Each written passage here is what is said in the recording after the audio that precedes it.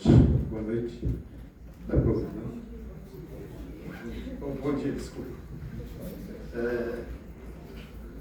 Às vezes eu tenho um problema de TDAH e às vezes eu viajo um pouco, mas eu volto. Ainda bem, né?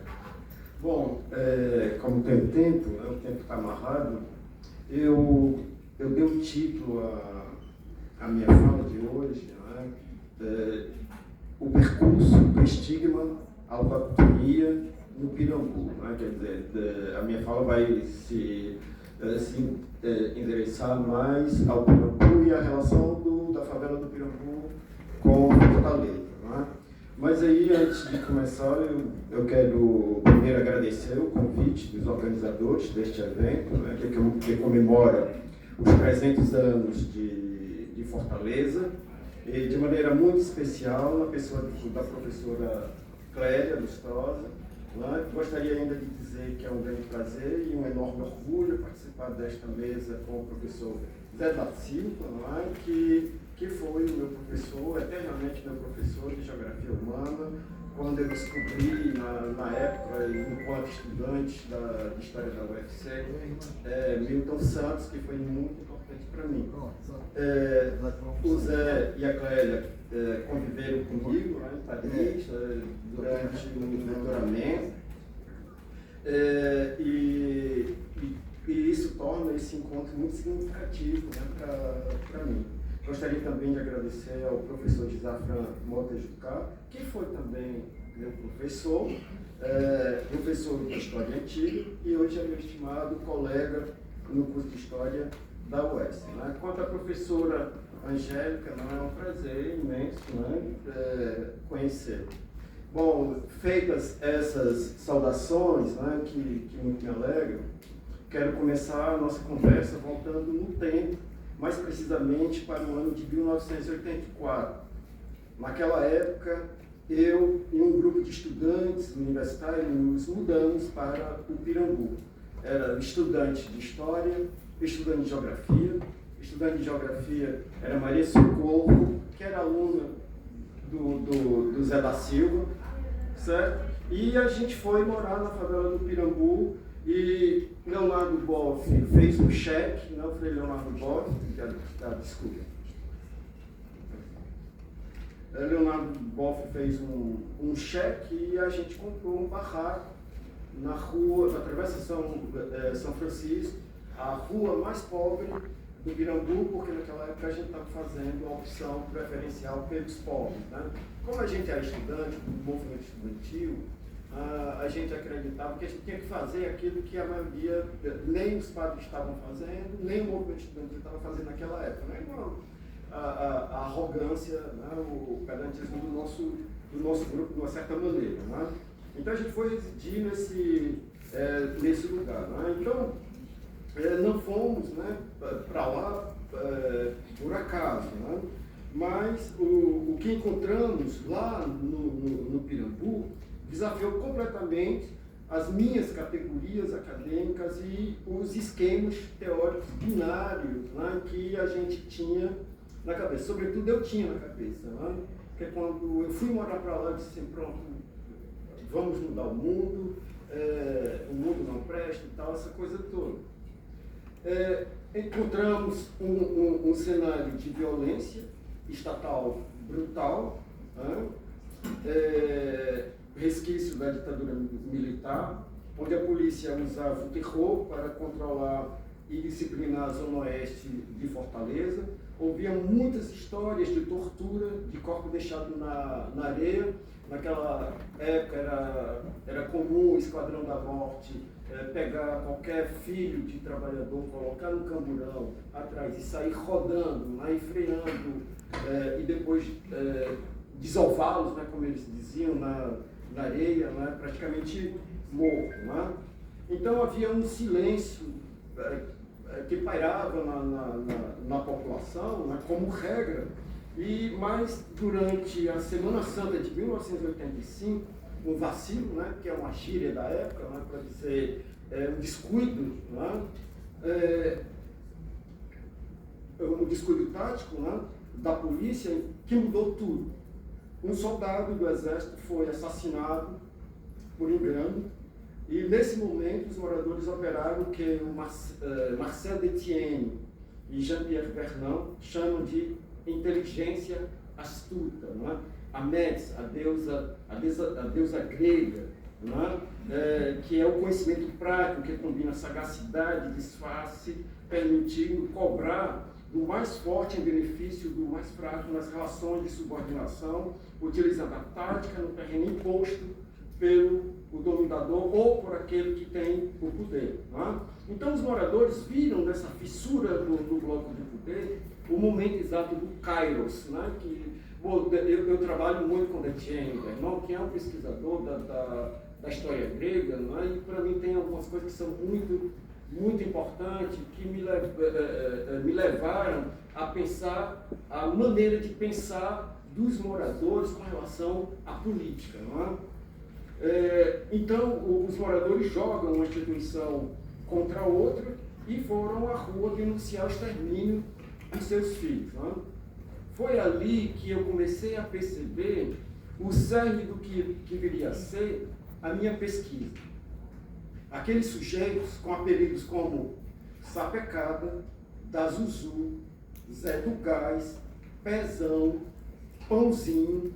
O Pãozinho, eu tive o primeiro impacto com o Pãozinho na porta dele, é um cara que sofria de uma fome crônica e que passava o dia todo na porta gritando, um pãozinho, um pãozinho, um pãozinho. Né? Assim, representava para mim essa coisa crônica da fome. Estigmatizado por seus corpos e por seu lugar de moradia, não eram vítimas passivas da carência. Embora muitas vezes a gente tenha uma tendência a pensar muito mais na carência, muito mais na passividade, mas depois eu fui começando a perceber que não é exatamente isso. Né? Eu descobri que eles processavam a sua existência, né, através de uma gramática própria. E foi aí também que eu comecei a fazer uma crítica ao método Paulo Freire, a discussão sobre a educação bancária, etc. Me lembrou a discussão feita por Thompson, né, sobre a questão da crítica que ele fazia ao Althusser com respeito à alienação, e para mim foi clareando a maneira como se faz política, né, como os moradores fazem política. Não é? E aí eu comecei a perceber que a academia ainda sofre de uma certa miséria da teoria, né, como coloca o Tom, que nos impede de ver a trajetória dos povos como sujeitos históricos, autônomos, né, que possuem razões próprias, que a razão ainda não, às vezes, tentam desconhecer. Não é? Então, recusando essas categorizações que falam em atraso, né, falam em subdesenvolvimento ou dependência, eu decidi ir às fontes para entender como essa população dominou as dunas e inventou uma autoctonia, né? Quer dizer, que é uma outra palavra grega que eu tento utilizar para mostrar como os moradores, assim como os gregos, se apropriam do espaço, dominam o território, a espacialidade, né? E a partir dessa apropriação do espaço, constroem uma identidade própria. Né? Então, para entender o Pirambu, eu comecei a perceber que não era possível, senão, não é, pensar no processo histórico. No processo histórico não só do Pirambu em si, daquela espacialidade em si, mas do processo histórico ligado à própria formação de Fortaleza, da produção de Fortaleza. Então, eu olhei para Fortaleza, não é, tentei compreender o que era Fortaleza do ponto de vista da capital do capital. Né? Quer dizer, o capital do capital, a cidade do capital, que é um título do Henri Lefebvre, me fez pensar nessa ideia de capital do capital do Ceará. Né? E capital não significando só o aspecto material, mas também o aspecto simbólico.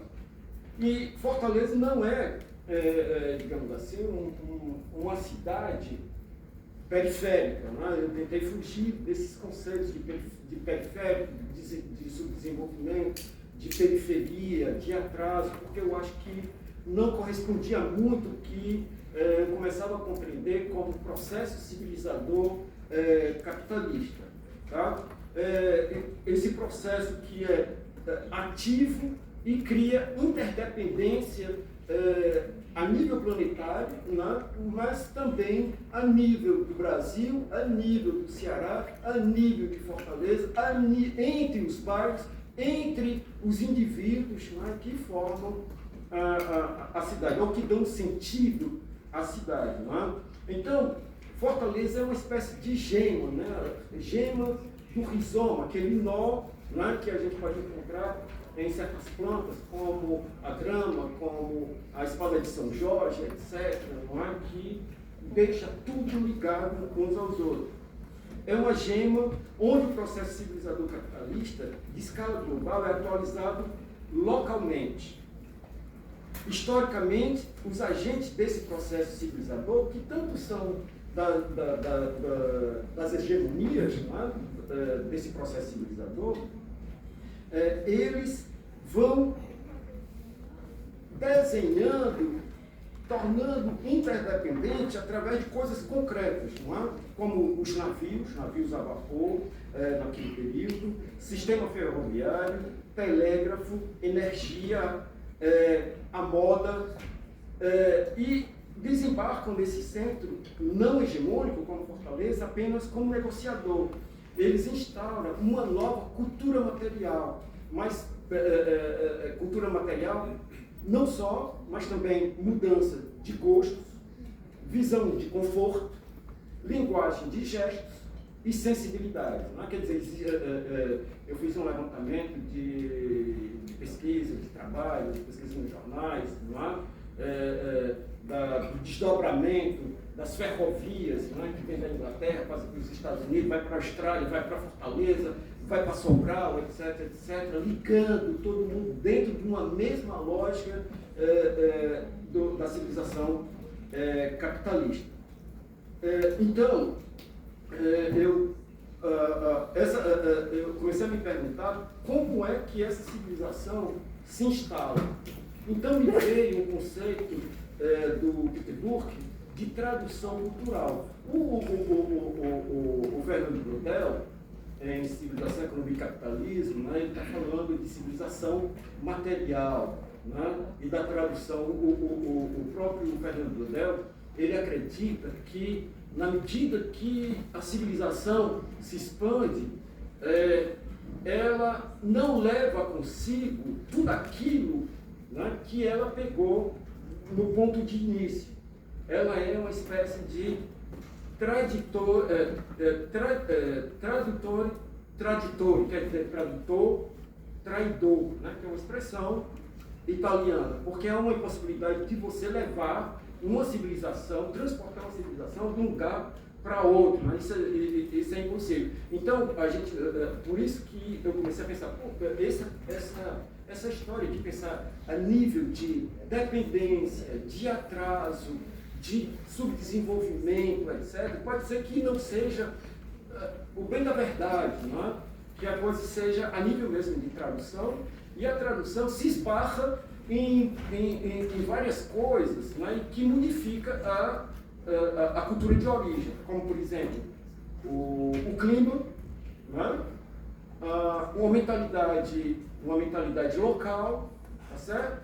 Entre outras coisas, mas não vou entrar nessa questão agora, certo? Mas como as elites locais, né, funcionavam como tradutoras que filtravam os códigos externos para criar bolhas de distinção. Porque esse processo civilizador, não queiram me entender de outra maneira, o processo civilizador capitalista, né, e aí eu penso no Manifesto Comunista de Marx, que ele diz que provavelmente o capitalismo tem algo positivo, né?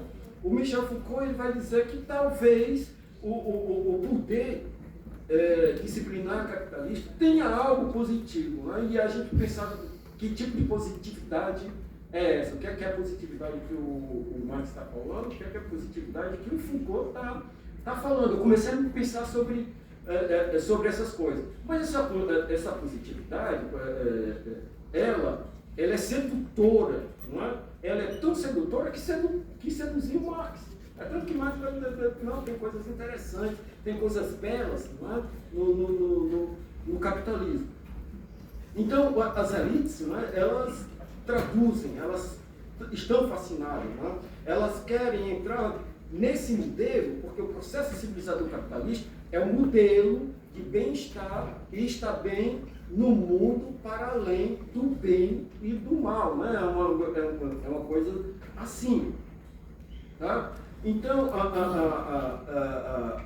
a referência é exatamente Paris e Londres. Né?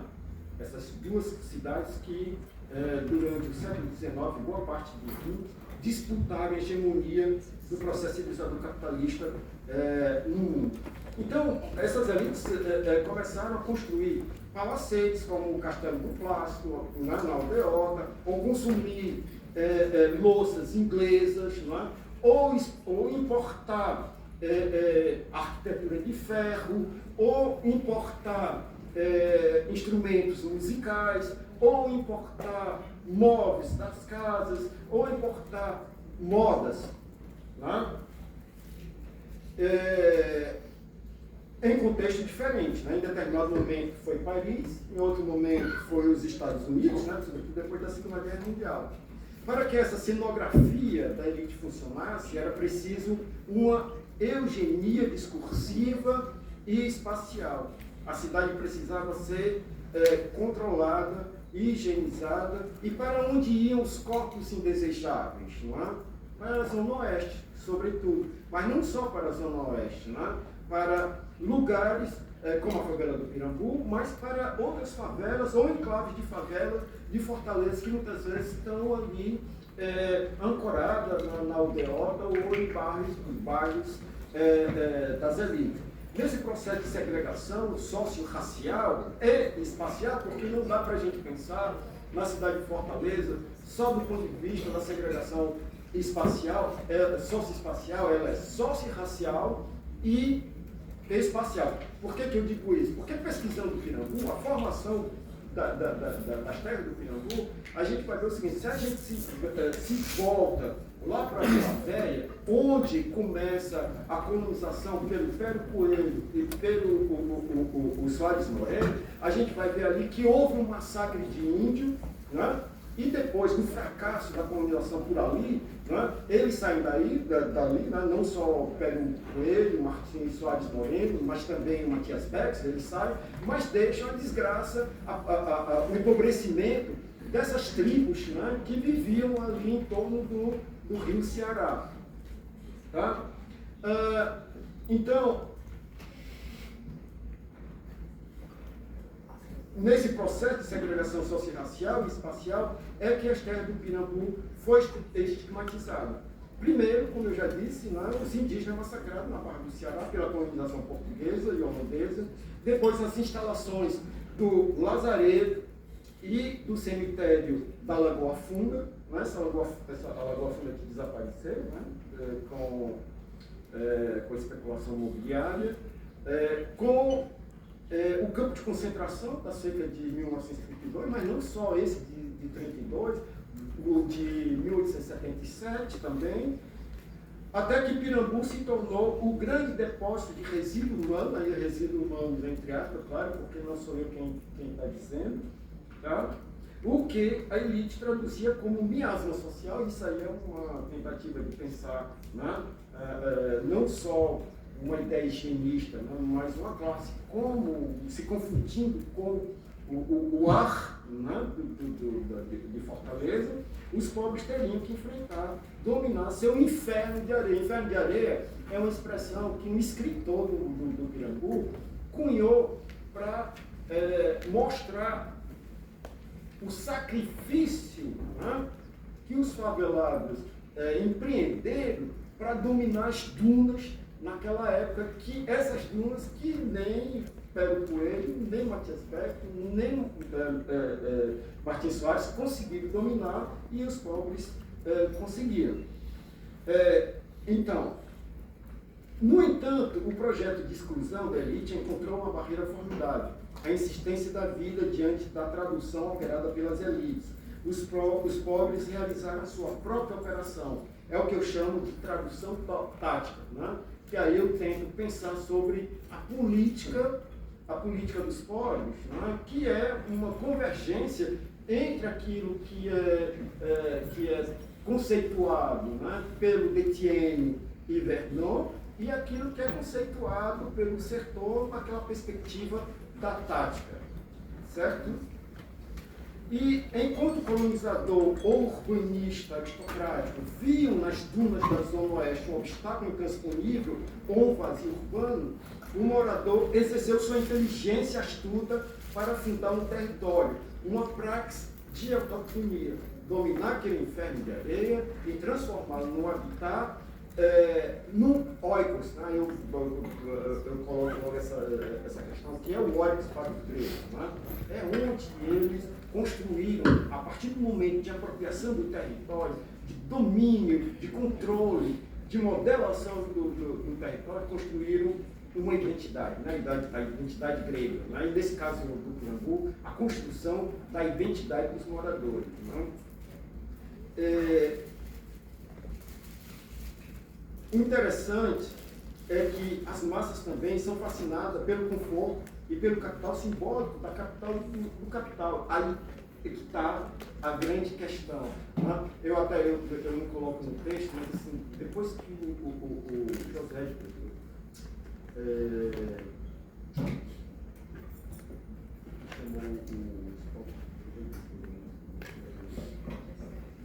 José Gessé chamou os pobres de direita e disse, mas como de direita? Pobre não é de direita.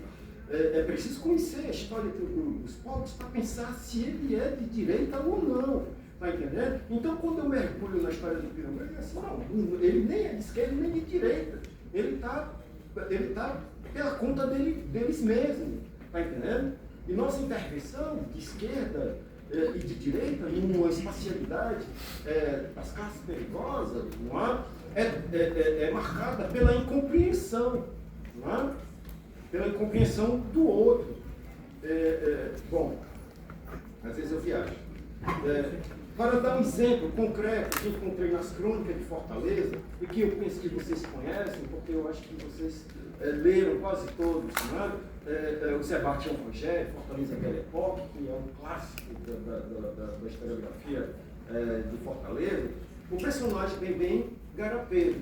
Né? Quem é o Bebem Garapeiro? Bebem era um dono de uma venda de garapa, e de tanto ouvir as elites falarem da França, né? Que havia dentro da cidade essa coisa, essa fascinação pela cultura francesa, pela cultura inglesa, não é? Bebem economizou grana e foi para Paris. E quando ele voltou afrancesado de tal maneira que ele mudou o nome da venda dele de Bebem Garapeira, né, para Bian Garrapière. Né? Então, que mostra essa fascinação das classes pobres pela aquilo que a elite vai circular como bem-estar, está bem no mundo.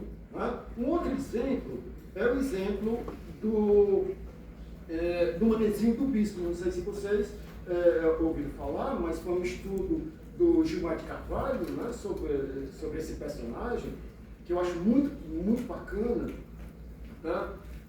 Que é um Smollett, um analfabeto, que escrevia tratados de astronomia para disputar espaço com os cientistas que vieram ver o eclipse em Sobral em 1919.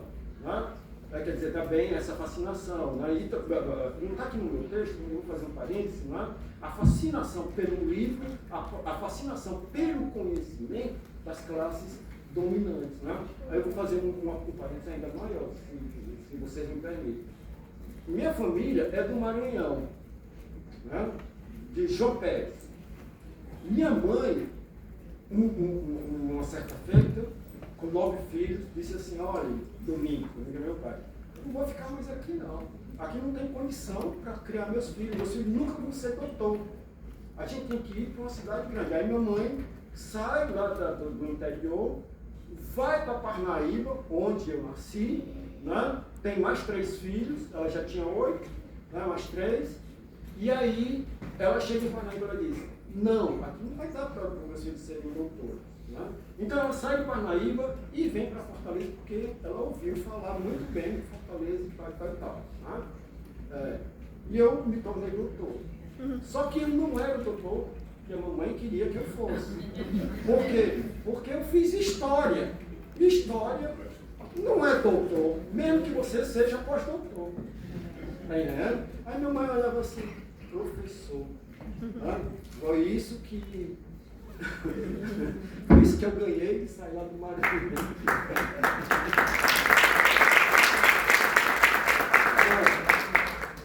Então, o que é isso das camadas populares, né? Pensando no mundo? É alienação? Né? É alienação? Eu digo não. O tradutor dos tradutores, como eu chamo os moradores, né, do Pirambu, utiliza o consumo, a linguagem, a estética como táticas de inserção. É por isso que vocês vão encontrar na periferia as pessoas produzindo livros, porque publicar livro é uma tática de inserção na cultura urbana. Né?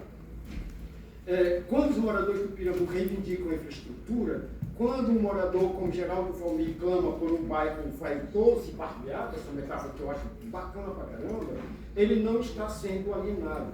Ele está usando a gramática do capital para exigir o seu direito à cidade, né? Que é essa discussão com o Arthur Félix.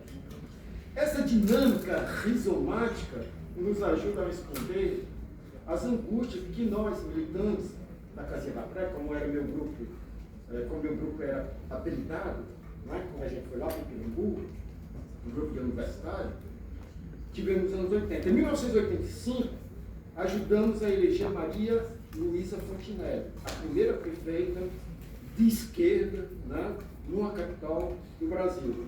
Achávamos que tínhamos organizado os pobres para a tomada do céu. Contudo, a administração popular e as esquerdas tratou os moradores como objeto de uma conscientização teórica abstrata, ignorando as expectativas reais de consumo e reconhecimento que eles depositavam na cidade. Não posso esquecer a sabotagem, claro, que foi feita com relação à administração popular naquela época, certo? E as associações que ajudamos a fundar passaram para a oposição. Né? No momento eu pensava, bom, estamos controlando aqui, vamos fazer a revolução, né? A gente conseguiu a 82ª zona eleitoral de Fortaleza, que é lá no Pirambu, foi quem mais votou em Maria Luísa Fontinelli. Eu disse, pô, estamos perto da revolução, acabou a ditadura, estamos organizando o povo, vamos agora. Aí o que acontece? Né? As associações que ajudamos a fundar passaram para a oposição. E em 1986, num movimento que nos deixou pasmos, os moradores votaram massivamente no projeto de modernização de Tasso Gereissati. Seriam os pobres de direita? Mais uma vez eu pergunto. Né? Ou será que a visão de mundo deles é mediada por uma MEX tradutora que utiliza o voto para além do bem e do mal, buscando capital simbólico de quem encarnava um novo vigor da civilização, de inserção na civilização material. A história do Pirambu nos prova que os limites do espaço dessa favela são o avesso necessário que construiu Fortaleza. Fortaleza é isso. Né? Às vezes eu fico olhando, na maioria dos trabalhos, tem muitos prédios, a casa de fulano e tal, a casa de Plástico Cartão e tudo mais.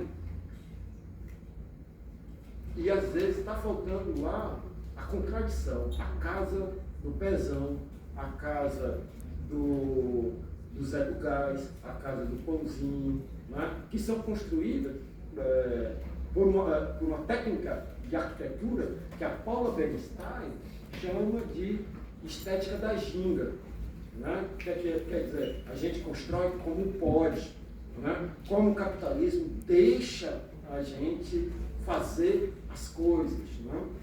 Então, transformar o barraco de Taipa em casa de tijolo e as dunas movediças em bairro urbanizado é a tradução mais radical da cultura operada pelos que vêm de baixo.